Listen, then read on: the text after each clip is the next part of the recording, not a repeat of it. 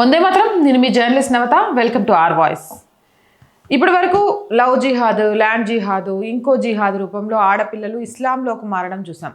కానీ సనాతన హైందవ ధర్మ గొప్పతనాన్ని తెలుసుకొని ఈ మధ్యకాలంలో ఘర్వాపసీలు ఎక్కువగా అవుతున్నారు. ఇది ఎక్కువగా అస్సాము, ఉత్తరప్రదేశ్, ఉత్తరాఖండ్ ఇలాంటి స్టేట్స్లో అవుతుంటే ఆంధ్రప్రదేశ్లో మొట్టమొదటిసారిగా ఒక ఇస్లాం జంట హైందవ ధర్మం మీద నమ్మకంతో హిందుత్వంలోకి మారారు.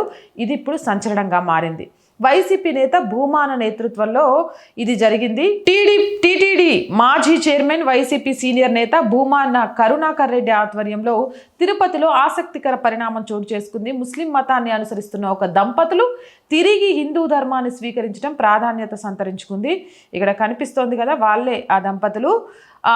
నిజంగా కూడా సనాతన హైందవ ధర్మం గొప్పతనం తెలుసుకొని ఇస్లాంని వీడి మా ధర్మంలోకి రావాలి అనుకోవడము, వాళ్ళు ఒక నేతను ఆశ్రయించడము, ఆ నేత కూడా దాన్ని పాజిటివ్గా తీసుకొని ధర్మ ప్రకారము హోమాలు చేయించి వాళ్ళని ధర్మంలోకి ఆహ్వానించడం అనేది నిజంగా కూడా అభినందించాల్సిన విషయం.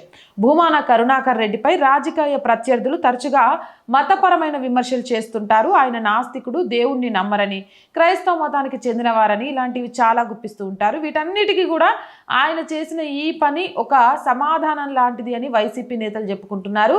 ఇక భూమాన చర్యలు తీసుకుంటున్నట్టు ముస్లిం మతంలోని మారిన ఆ జంటను తిరిగి హిందూ మతంలోకి తీసుకురావడం ద్వారా తనపై వస్తున్న ఆరోపణలను తిప్పికొట్టారని భావిస్తున్నారు. ఈ సంఘటన మొత్తం కూడా రాజకీయంగా చర్చానీయాంశంగా మారింది.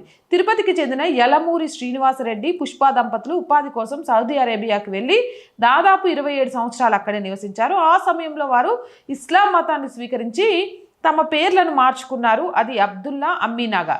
ఇక తిరిగి భారత్కి వచ్చాక ఆ పేర్లతో అధికార పత్రాలు పొందారు. కానీ ఇక 2015లో తిరిగి తిరుపతికి చేరుకున్న ఆ దంపతులు పెద్దకాపు వీధిలో నివసిస్తున్నారు. ఈ విషయం తెలుసుకున్న భూమాన కరుణాకర్ రెడ్డి పలుమార్లు వారిని కలిసి హిందూ మత విశిష్టతను వివరించారు. ఆయనతో జరిగిన చర్చల తర్వాత ఆ దంపతులు స్వచ్ఛందంగా హిందూ ధర్మంలోకి తిరిగి వచ్చారు. ఆ దంపతులకు సంబంధించిన ఫోటోలు కూడా సోషల్ మీడియాలో వైరల్ అవుతున్నాయి. ఇక మతం మారిన తర్వాత వాళ్ళ పాత పేర్లు ఏవైతే ఉన్నాయో శ్రీనివాస్ రెడ్డి, పుష్పగా మార్చుకున్నారు. ఇప్పుడు ఈ అంశం 2 తెలుగు రాష్ట్రాల్లో కూడా సంచలనంగా మారింది. ఏదేమైతేనే తమను తాము నిరూపించుకోవడానికో లేకపోతే తమ రాజకీయ లబ్ధి కోసమో సనాతన ధర్మానికి అండగా నిలబడడానికి నాయకులైతే ముందుకొస్తున్నారు. ఇది హైందవులంతా ఏకమవ్వడం, సంఘటితం అవ్వడంతోనే ఇలాంటివన్నీ జరుగుతున్నాయని విశ్లేషకులు అభిప్రాయపడుతున్నారు. మరి మీరేమంటారు? మీ అభిప్రాయం ఏంటి? కామెంట్ సెక్షన్లో పెట్టండి. మోర్ వీడియోస్ కోసం our group of channels, our voice, our political, our Sanskriti 3 మన ఛానల్సే. So please subscribe our channels. Content బాగుంది అనిపిస్తే లైక్ చేయండి, షేర్ చేయండి. అండ్ ఆర్థికంగా ఫస్ట్ వీక్ నేను 2 డేస్ నుంచి ఈ విషయాన్ని మీ ముందు ఉంచుతున్నాను. శాలరీస్ అలాగే ఆఫీస్ రెంట్ కొంచెం ఈ నెల ఇబ్బందికరంగానే ఉంది. మీరు చేసే సపోర్ట్తోనే ముందుకెళ్ళడానికి మాకు యూజ్ అవుతుంది. సో ప్లీజ్ ఆర్థికంగా ఆదుకోవాలి అంటే సబ్స్క్రిప్షన్ పక్కనే జాయిన్ అనే బటన్ ఉంది. 1 to 5 లెవెల్స్ ఉన్న ఏదో ఒక లెవెల్లో సపోర్ట్ చేయండి. లేదా స్క్రీన్ మీద గూగుల్ పే, ఫోన్పేతో పాటు అకౌంట్ డీటెయిల్స్ ఇచ్చాము, మీకు తోచిన సహాయాన్ని అందించండి. వ్యాపార ప్రకటనల కోసం 8328500576 నెంబర్ని సంప్రదించండి. జై హింద్, జై భారత్.